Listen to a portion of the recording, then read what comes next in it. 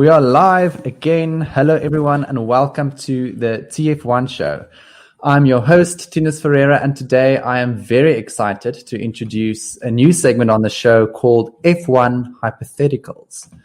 Now, this is a segment where we ask, all of the what-if questions that are typically banished into oblivion as pure fantasy, utter madness, or unnecessary rewriting of history.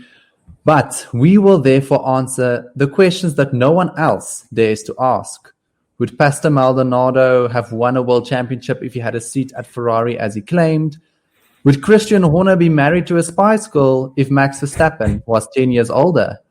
So in short, we'll be creating an alternative universe where big events in F1 history turned out differently. And today, I'm very excited to welcome back Chris Hattingh to unpack our first hypothetical scenario. Welcome, Chris. Hi, Tinus. Thanks for having me back. Always a pleasure. And thanks for throwing me in at the deep end with this this potential topic. I think we're going to open not just one can of worms, but a few cans if we possibly can. Exactly. And that's exactly what we're looking for. And I guess now I can introduce all of you to our scenario for the week. And our scenario is, as the title of the episode suggested, what would have happened if Nico Rosberg didn't retire at the end of 2016? Now, before we get into our debate or our discussion, whatever you want to call it, I guess I can give a bit of background as to, what happened at the end of 2016 for those of you that might have, fallen into a coma midway through 2016 and then just woke up. I've got news for you. Nico Rosberg is a world champion, firstly. And secondly, 5 days after he won his championship, he announced to the shock of the nation, of the world, that he is no longer going to be racing in Formula One and that he is retiring effective immediately from the sport. Now, obviously, this sent shockwaves, as I said, through, the world of F1. And Toto Wolff was up in arms. Mercedes didn't know what was happening. Niki Lauda was surprised for the first time since 1987. So, it was a big event. And let's just say a lot of people were left scrambling to try and figure out what to do. And I guess to fill the open seat at Mercedes. And, the Mercedes seat at that point in time was the most sought after seat in Formula One.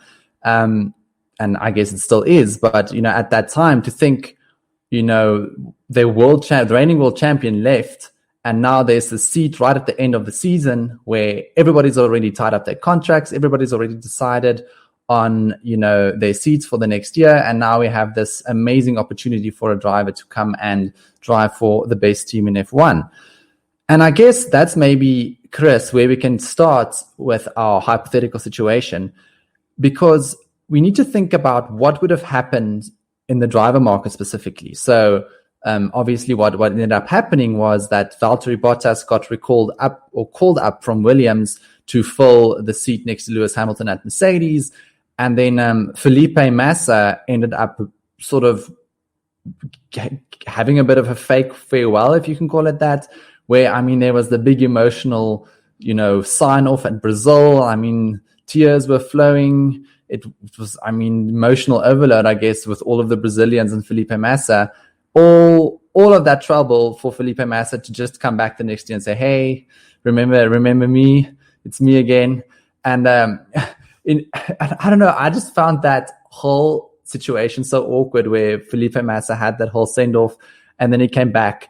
And I guess the best way to describe it for me was, when you're on a date, and you greet the girl, be it at, let's say you both drove to the same restaurant, and you sort of greet the girl at the entrance of the restaurant, and you're like, okay, bye, nice seeing you, nice evening, I'll call you. And then you both set off in the same direction to your car. And that I thought you were going to, sorry, Tinus, I thought you were going to say that you both left, or she said she was leaving, and then you come back 5 minutes later because you forgot your keys, and she's sitting there with someone else at the bar. So I don't think any of us speak from experience there, but I thought that's where you were going with that example. If that's where your mind goes, Chris, I guess I have questions, but we can maybe discuss that after the show. if that's ever happened to you before. But let's move along swiftly. So let's maybe stand still there and just think about what would have happened to the driver market.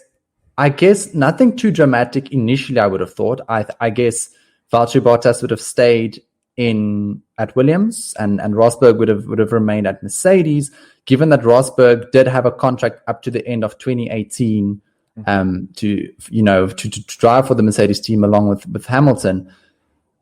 And I guess maybe, Chris, this is where I'll put the question to you. But the year thereafter, what would have happened with Lewis Hamilton and Nico Rosberg? Do you think there would have been opportunities maybe for one or the other to move to a different team if Rosberg stayed? We all know that they didn't have what you would call a rosy relationship, more maybe a thorny relationship if you look at the thorns, but not a rosy relationship. So I think the analogy of the rosy relationship might work because through them being so competitive, they brought a lot of success to Mercedes. So there was the rosy part, but then the thorn part, okay, maybe I'm going to throw some shade at Lewis Hamilton here, who I do rate very much as one of the greatest drivers, I think, in F1 history. I think it's too easy to dismiss his accomplishments as saying it's just because he's been in a Mercedes for the last few years. His racecraft, his driving ability is second to none. But he's never been one, I think, throughout his career to really be okay with tension with a teammate. He's always wanted the team principal to step in, to sort of take charge. He's never really wanted to fight things out on the track like I think drivers of the past would have done. They would have just done it all on the track, not complained in the media, really. They would have used their driving to throw things out. And I think I think if Rosberg had stayed, we would have seen Hamilton leave Mercedes probably within a year or two. I think Rosberg, by winning, he really set himself up as the number one driver at Mercedes, and his durability to me was just, I feel like he was mentally tougher than Hamilton. Hamilton always wanted someone else to get in and to take charge of things, I think.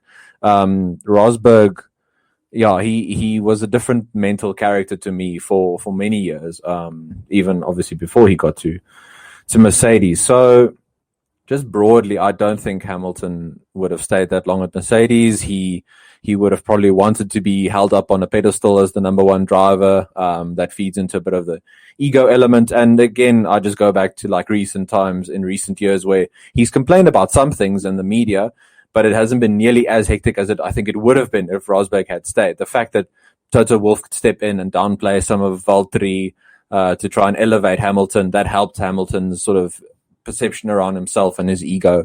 And I think Rosberg staying would have just added more cracks to that relationship. I'm not saying it would have imploded. Maybe if Hamilton and Verstappen were in the same team, it would have been a lot worse. But I think if Rosberg had stayed, we would have seen a lot more tension in Mercedes.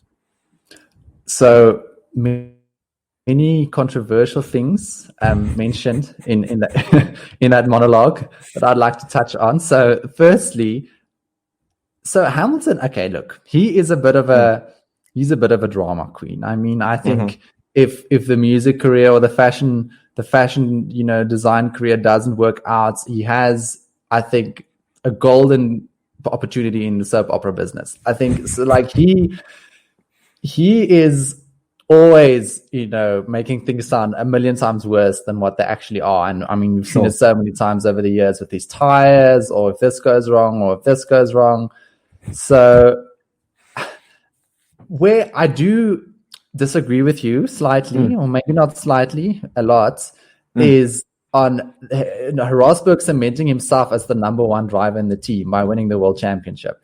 I think, and I said this on Twitter recently, Rosberg's championship in 2016 is 100% deserved. I mean, he won it fair and square. He got the most points at the end of the year, but the cards did fall in a certain way for him a couple of times that year. I mean, that Malaysia engine blow up that Hamilton had, being almost a minute in the lead.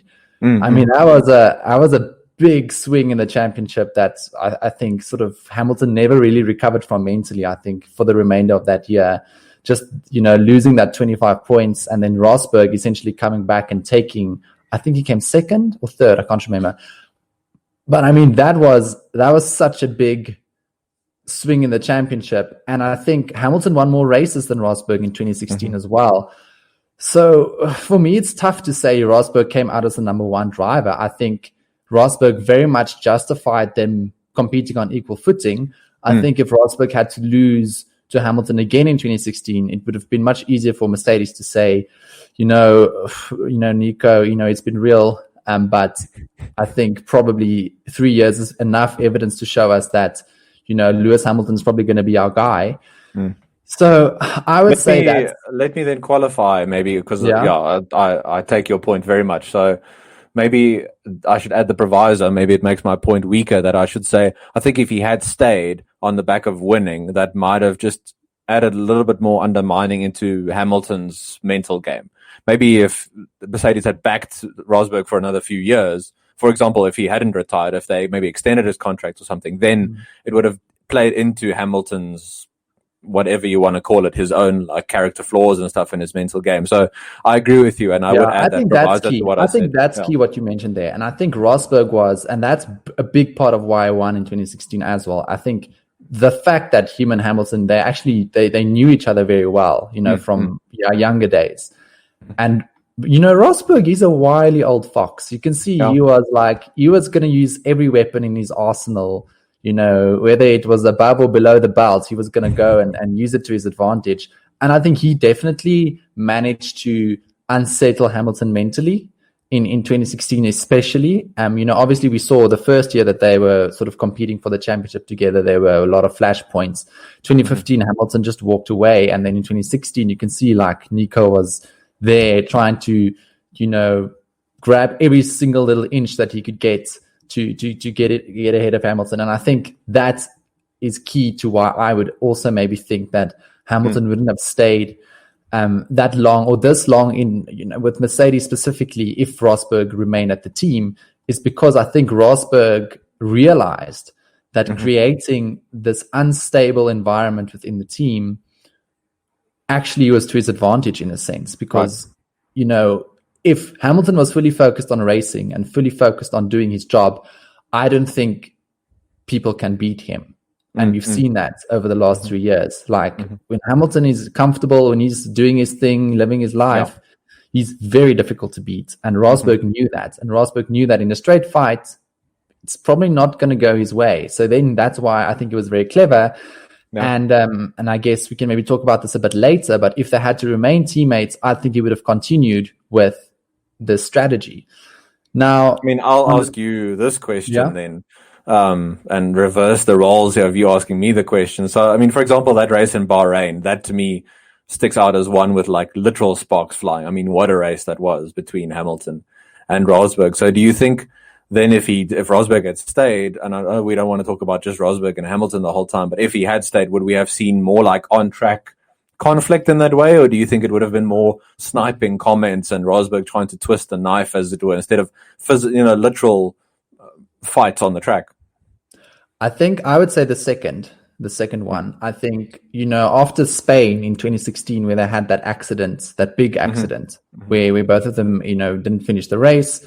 And then also in Austria, where, we did have the situation, we saw the race on the weekend where Hamilton and Rosberg collided and Rosberg lost his front wing. I think at that point, things got so bad where Mercedes, you can see they started implementing more serious or strict sort of rules of engagement with how they would go about fighting each other on the track. And I would be inclined to say that those rules would have probably remained. For the next 2 years. I think Mercedes would have avoided them racing wheel to wheel excessively, after that, because I think, Mercedes realized and the drivers realized that if this were to continue, they'd probably have more accidents than was necessary and they'd lose points. And actually, now that we talk about that, let's maybe move on to the next question or the next hypothetical scenario that we need to think about. In this question, and what do we think would have happened with Sebastian Vettel and Ferrari in 2017 if Rosberg remained in the team, because we know that the Ferrari had probably the best, or over the first half of the season, arguably the best car on the grid. And Sebastian Vettel was hungry for a championship, and that was probably his best performance, I would say, in recent years, that first half of 2017 in that car. Now, if we had two warring Mercedes drivers that didn't get along well, we all know the very contentious and controversial end to the 2016 season where Hamilton backed Rosberg up for him to potentially lose the championship. Do we think Ferrari stood a chance of actually snatching both the drivers and the Constructors' Championship that year? I would definitely say the drivers. I would definitely say the Drivers' Championship. Vettel, I think you're right to point out how that was probably the point in time in the last few years where he was really dialed in and he was really keen to still win another championship. Not that he's not still keen, but we've seen him drop off just in terms of his focus and his skills specifically. So I think at that point he was still very much in the zone, as it were, if you want to put it that way. So I think Ferrari would have definitely challenged for at least the Drivers' Championship. And just a broader point, if Vettel had won at that point, I don't know if Ferrari would have been so keen then in subsequent years to look for another driver to replace Kimi to challenge Vettel. And now we've got Leclerc at Ferrari. And I mean, I'm not a Ferrari fan, but I think for the Tifosi, there's nothing more exciting than when Leclerc signed for Ferrari. He's one of the youngest drivers with the most potential in the last few decades, and he's joining your team. So that probably wouldn't have happened if. I mean, I was super excited. Performance. Like I'm not keen on Ferrari that much, and when Leclerc joined the team, I was like, oh, this is going to be amazing. So but and I would maybe just to continue on with your train of thought. I think that had a big impact on, I think, Vettel at the end of the day. I think if Vettel had won a championship that year in 2017, I mean, that would have changed his perception of Ferrari and Ferrari's perception of him completely if he was able to bring that home. And I do agree with you. I think he had the opportunity, especially in the first half of the year. Now, obviously, later on in the season, the wheels fell off, literally in some cases for Ferrari. But I think that was also in part driven by the championship pressure at that point in time, where Hamilton was the main guy applying the pressure consistently from race to race, where if it was Hamilton and Rosberg taking points off each other, I think that would have been a very interesting situation, because at that point, if you look back at what really happened, we had Bottas sort of finding his feet a bit in the Mercedes. He was never really in a position to challenge for the championship that first year. I mean, he did a good job. He came third, after Hamilton and Vettel, but it wasn't like Bottas was in the thick of things fighting for the wins right from the get-go. And I mean, Kimi was on his first honeymoon drive that year, where he was, driving off into the sunset, playing second fiddle to Sebastian. So Kimi was essentially at that point doing what Bottas was going to turn out, to become for Mercedes later on as well. So if we had a Hamilton and a Rosberg fighting tooth and nail, maybe having an accident here or there, and a Sebastian Vettel being the clear number one in the team, winning the races, I mean, it could have happened. And I mean, who knows what could have happened? And he would have been on 5 championships. Yeah. So the whole thing between him and Hamilton and it's a big thing, eh? So I think we can say that hypothetically, Sebastian Vettel needs to send some horrible gift to Nico Rosberg, or he needs to send an assassin, or he needs to do something to make Nico Rosberg understand that he is not happy, and that Nico Rosberg, actually, we can say, unequivocally, and you can quote me on this, Twitter, YouTube, Nico Rosberg single-handedly ruined Sebastian Vettel's career. And I don't really think how we can make any other conclusion than that, Chris. I don't know if you disagree. Okay, he's laughing still. So I think Sorry, if the stream dropped out a bit there, but I heard everything you said. I was just going to say, this is of all the F1 podcasts in the whole world, this is the only one that calls for redistributive justice. So, I mean, that already makes it stand out amongst anything else. I think Sebastian Vettel needs to, he needs to call an inquiry. I think Mercedes needs to just pay half of their prize money over the last 3 years to Sebastian Vettel as damages, because, I mean, that's the logical thing to do, right? So I didn't think you would want Ferrari to get redistributive justice, but fair enough. Let's listen. Let me not get into Ferrari and privileges of the past before I get too upset and we go on a whole tangent that we don't need to go on now. And let's maybe move on to the next thing that we need to think about, and that is, where would Valtteri Bottas have ended up?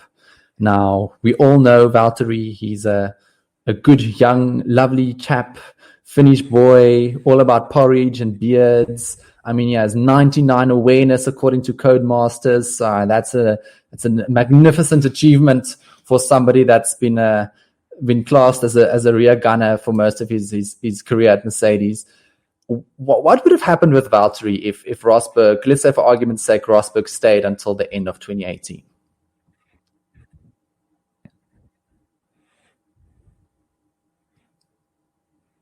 Can you hear me, Chris? Oh, it seems you've lost Chris there slightly. Are you back? Yes, can you hear me? I'm waiting for the stream to catch up, because I heard your whole question just before I answered. I wanted the stream to catch up. Okay, I think I can hear you again. I think we're good.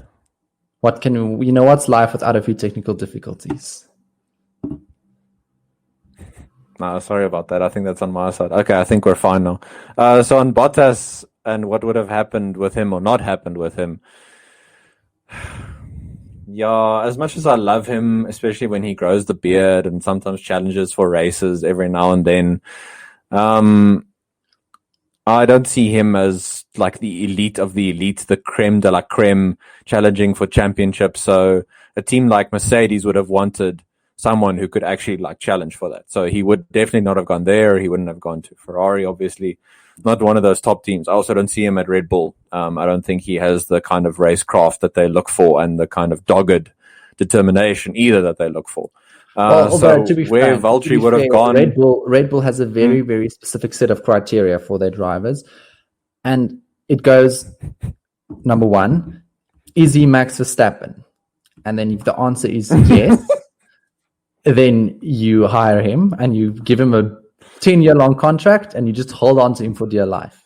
If the answer is no, then you immediately discard him and throw him away. So that's the Red Bull way of managing their driver academy. So sorry, I interrupted. You can continue.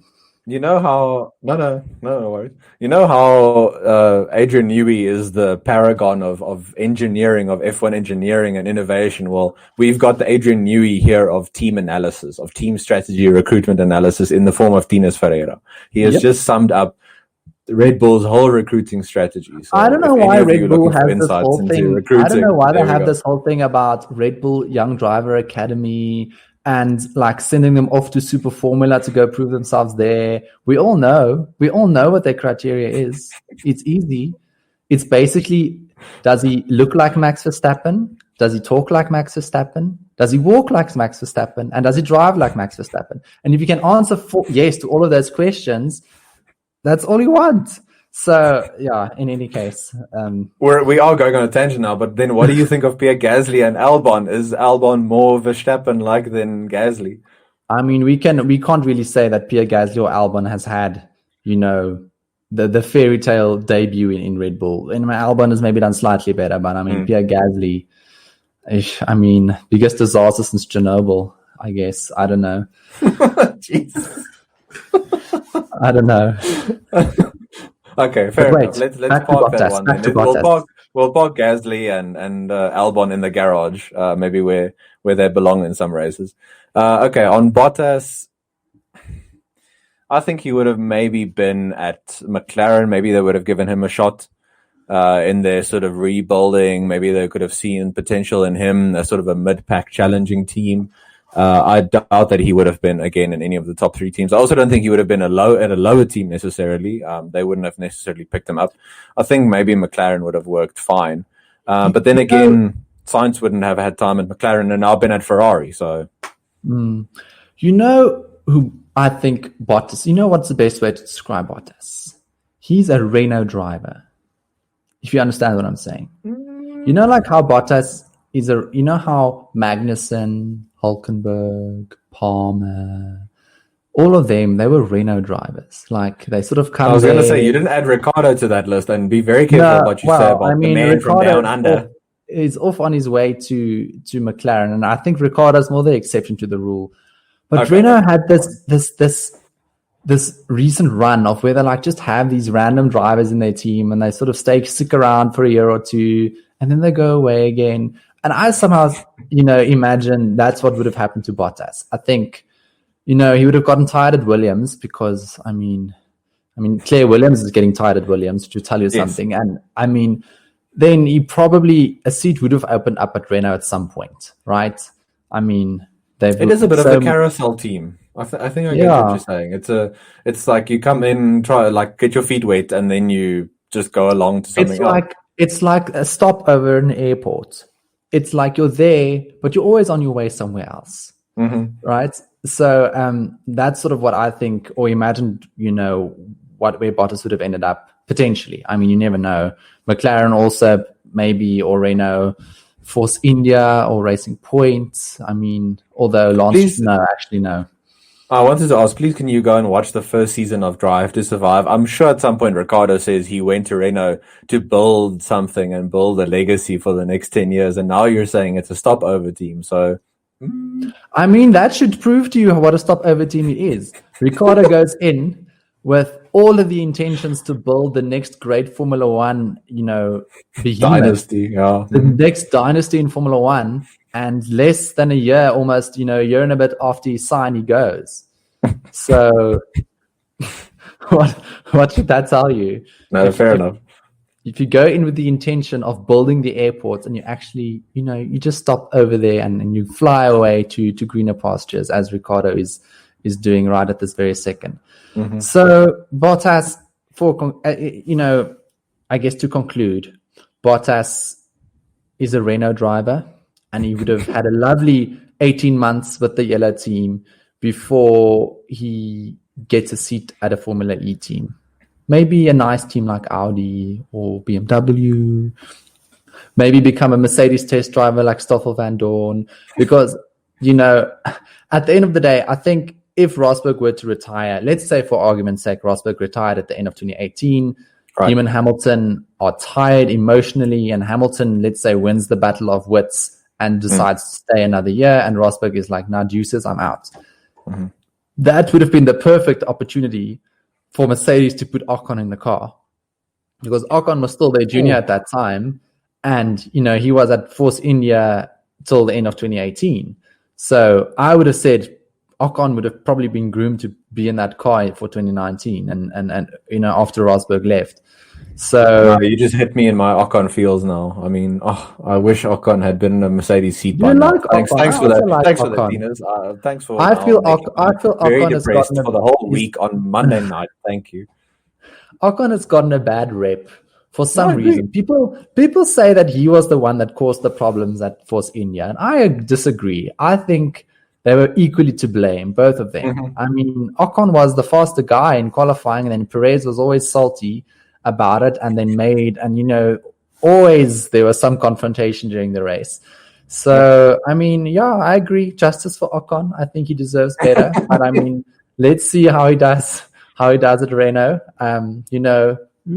Speaking of a Renault driver, in 2 years we'll see Bottas and Ocon as Formula E teammates. I'm calling it now. Okay. I think we should put money on that. I'm trying to look at ways to make some extra money on the side. I'll put some money on that. Thanks. You realize that we are in an economic recession as due to, the COVID-19 pandemic, and any form of gambling is probably not well advised. No, but now is when you're supposed to take the biggest bets with your money to get the biggest returns, isn't it? I mean, I'm not putting my life savings on Esteban Ocon. I'm telling you now. I will not let Esteban Ocon determine my future wealth and future, prosperity. So okay, then here's a hypothetical. If you had to bet on one of these two to really make your fortunes to win the world championship, Verstappen or Leclerc? my goodness, don't ask me difficult questions. I would say you asked me on as a guest, so I would say Verstappen, just because I think the Ferrari is slow this year. Okay. That'll be my answer. And I think Verstappen has a good chance to win the championship this year with everything that's been going on. So that's my answer. Happy with that answer. Okay. Cool. I think, since we've digressed again, let's maybe move on to the last little question that I have, last little hypothetical scenario that we need to unpick. And that is, would Nico Rosberg have won more championships after 2016 if he stayed? I don't think so. I think maybe he would have stayed until 2018. As we said, Vettel would have then had a very good shot to win at least one, with Ferrari being so strong. And Hamilton, you always have to keep him in the mix. So, no, I don't think so. I agree. I think, my boy Nico, he did his utmost. He tried. He was, Nico Rosberg, he was the little engine that could. Like how they talk about Nico Rosberg was the little engine that could, and he made that championship happen. He was. So we're talking about a Formula One world champion. We are equating him with Thomas the Tank Engine. Yes.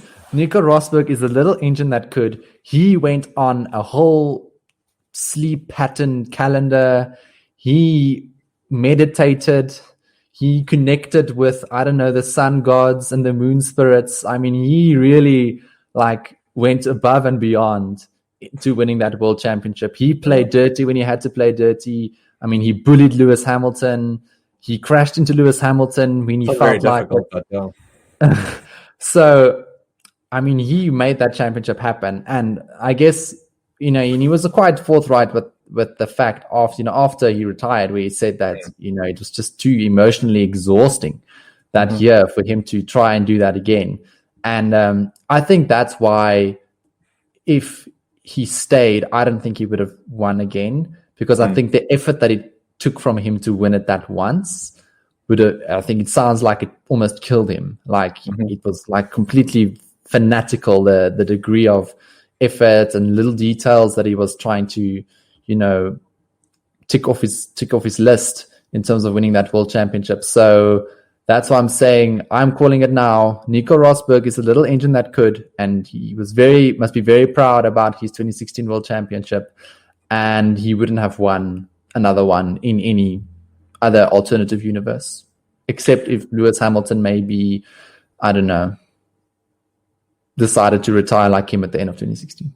Oh, maybe. I think just one, I have to ask you to do this. I know that you have a certain color palette and a theme with your thumbnails, but please, I think for this episode, you have to do a Photoshop of Nico's face on Thomas the Tank Engine. I think that is going to go down. I will make it a meme. I will share it with the world. Nico Rosberg, the little engine that could.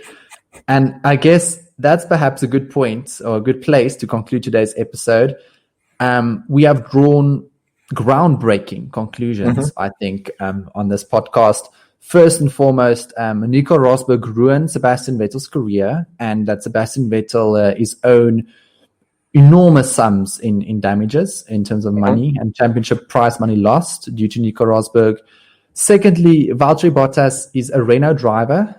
With Renault, we can classify now with certainty as basically the airport lounge of Formula One teams. And lastly, Nico Rosberg is indeed Thomas the Tank Engine, the little engine that could.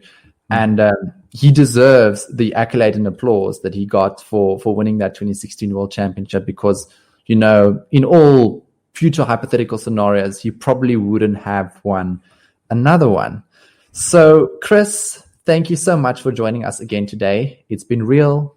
It's been fun. It's been real fun. Guys, you all listening, you can give him a follow on Twitter if you'd like.